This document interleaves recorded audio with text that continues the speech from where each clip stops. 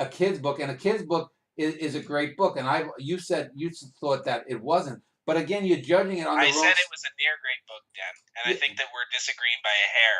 yeah, You say but that you have enough evidence to go over the hill, but I basically agree with all of your posits for its positives. yeah. Well, and for example, I did the so between you got Vincetti Brothers kids book, Scorpion Swam, I Imperial short stories, and a Norwegian in the Family. So you have between these two sort of titanic books, you have a kids book. You can't judge a kid's book by the same rationale as grade. Pinocchio, if you were to judge Pinocchio as an adult novel the way Moby Dick, it looks inferior. And it is inferior in that sense. But it's aiming at something totally different. You can't, for example, judge, uh, say, uh, a great Chinese poem from the 5th or 6th century the way you can post Whitman poetry. I can say that Tu Fu might have had a dozen or 15 poems that are great in translation that I read from 1500 years ago whenever he lived, but they can't fundamentally be as great as Wallace Stevens' poem. You can't get beyond that. And in the same way, both the kids' book or Scorpion Swam cannot be as great as the Vincetti brothers. They aren't as big. The palette isn't as wide. They are focused on different things. Well, that's true. The only thing that I have with that is if you do judge Tufu or Shakespeare after him by Whitman, Whitman is inherently superior. That is the whole thing with a kid's book, is that I don't think it's as well done, even of its kind, as a Norwegian and the Family is of its kind. Now, Norwegian of and the Family is aiming higher in many ways. And a kid's book, I will say, you can argue that it's a great book, and you would certainly not be insane to say that it's a great book. But I think that some of the limitations of it hold it back from that greatness, and there are some flaws of just within its genre that keep it from getting into that pantheon greatness. Well, And let it's me just only ask you. with the Let adult me, no. Hold on, mentality. hold on. Let me just ask you, as a critic, then, name me a children's book that you think is greater than it that you've read. I have told you before that it is as good as any children's book or better. I Well, think that's the because children's book of a child's book is fundamentally, a Cricket in Times Square, or even Pinocchio, which I would say is the sine qua non of children's books. That's the only rival to my kids' book, I think. Uh, again, Pinocchio cannot be as great as Huckleberry Finn. It just simply can't. yeah, it's just that the genre, when you look at your western, because it has deeper connections, it would probably be, or I've read other genre things of yours. They break out of their genres, whereas a kid's book is still within there. Now, I don't know if that's inherent to the genre of it being a children's book, but all children's books seem to me have difficulty in branching upward. Now, a kid's book comes the closest to it that I've seen, and I agree with all the positives that you're stating. It is only that, and it's probably just as great within its genre.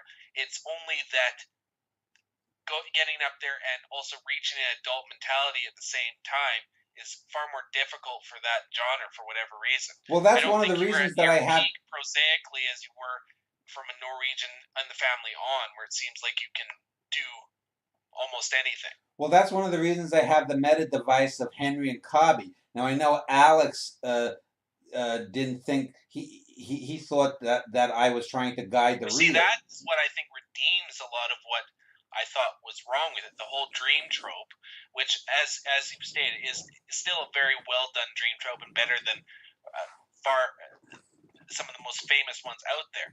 The metafictional devices, I think, saved what would otherwise been a good kids book and makes it into a great kids book. Well, and the reason I have the meta device though is because look, fundamentally speaking, even when I do this sci-fi book that's set 1,200 years in the future, it's a realistic universe. So I have to have some kind of reason why animals, why a cat, why a cricket, why Yes. a frog can talk. So the only things that I can really do is I have to make it a fiction within the fictive universe, and or maybe a dream. I give both. Within the book itself, Oscar is having a dream, which is why the cricket can speak. Because in the fictional book that Henry writes, only the cats can speak to each other, and the cats don't even when Oscar wakes up, they don't believe that a cricket could talk, which says to Oscar it's a dream within a dream. So again, if the thing is, if I try to do what you're suggesting, I'm perfectly, and I'm not arguing because I'm upset with it, but if I try to do what you're trying to do, say that I should bust out of it, then I've ruined the whole genre, and it's not, and because it's a children's book, I'm deliberately aiming to lift up 4 or 5 or 8 or 10 year olds' minds. And you can only do that in smaller increments. I can't take a 5 or 6 year old or 7 year old who's reading this and and and mature them, or get their minds to go warp speed. But if I have you at 25, or if you're 26 now, I don't know, and you're reading 25. Vincetti Brothers for the first time, hopefully you're in the position to go into warp speed. You can't deal with it.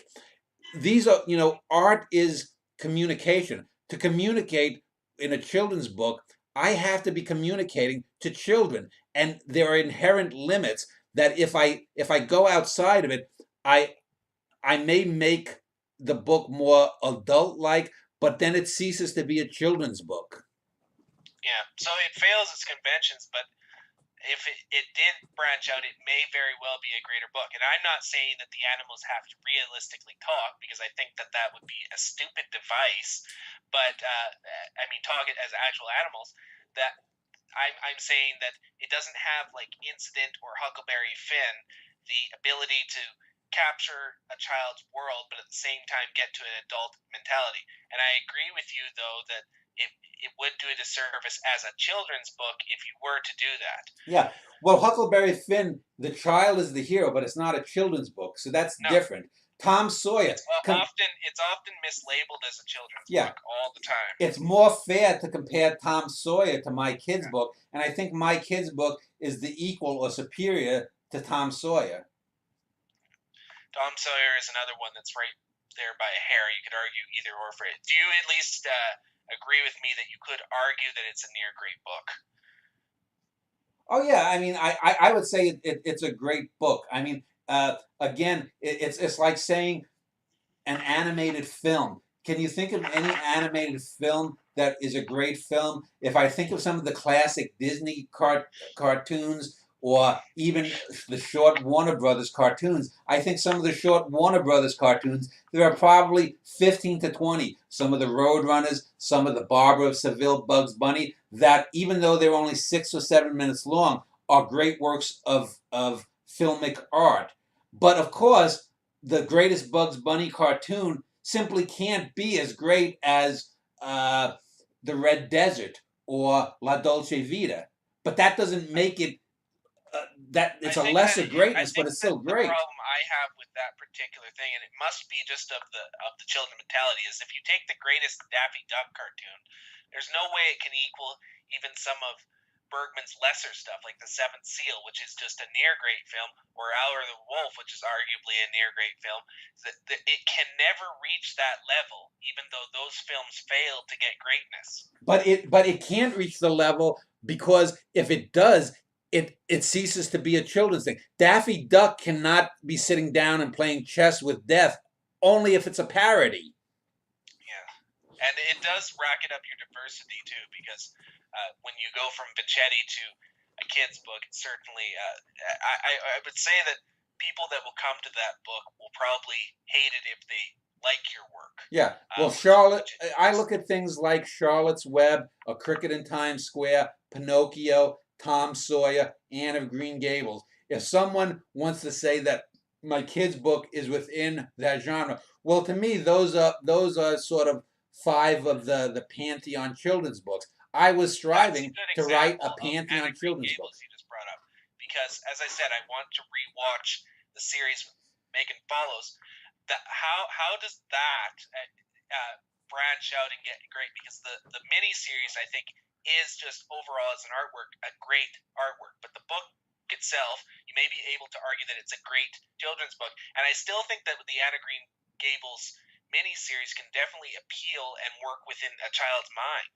Well, yeah, but the Anne of Green Gables miniseries is an adult film based upon the children's book. It's an adaptation. You could adapt.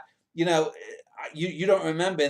You weren't born in the early '70s. There were pornograph. One of the most famous animated films of all time was Fritz the Cat, which was a porno with a Oh, I cat. remember. I've heard of that. Yeah, and so you could animate, or if you were to do a cartoon, or sort of like a Benji, the Benji dog series from the '70s and '80s. If you were to try to do with live or computer animation, you could make an adult film out of this. You could make Oscar grittier. You could make Oscar dealing with aging or betrayal. You could add these kinds of false angst, but that's an adaptation, and just in the same way, for example, sci-fi films, with the exception of 2001 Solaris and maybe two or three other films, the greatest sci-fi films. A great sci-fi film is Forbidden Planet, if you've ever watched that, with Walter Pidgeon and Robbie the Robot and Leslie Nielsen and Anne Francis.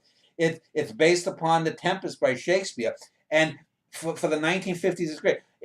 But it clearly is not a great movie, but it's a great sci-fi movie in that genre.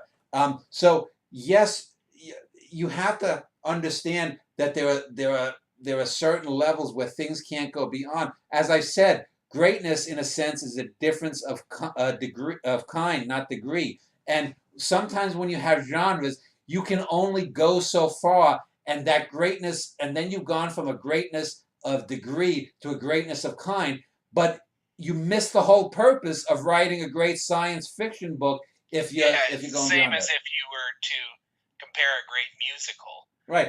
There's no way that the best pure musical could be a staggeringly great film because it has all these conventions it must conform to. Right, and there must be genres though that are more flexible within that context, because westerns and sci-fi, as limited as they are for the most part, 2001 and Once Upon a Time in the West. But here's the difference. The reason that in my two books, when you read them, you'll see I can flip out a western to have the bases of a western, or the bases of a spy book, or later the bases of a sci-fi book, and make them more, because I'm putting the characterization up front and the frills of the genre are on the side. You cannot do that with a children's book, or even something like a musical, say, because there are a western is just a setting, a science fiction is a setting. A musical is a totally different type of form, because you have people acting in ways that are totally psychotic and abnormal. My girlfriend has just left me. Oh, boo-hoo, I'm on the Brooklyn Bridge. Should I jump?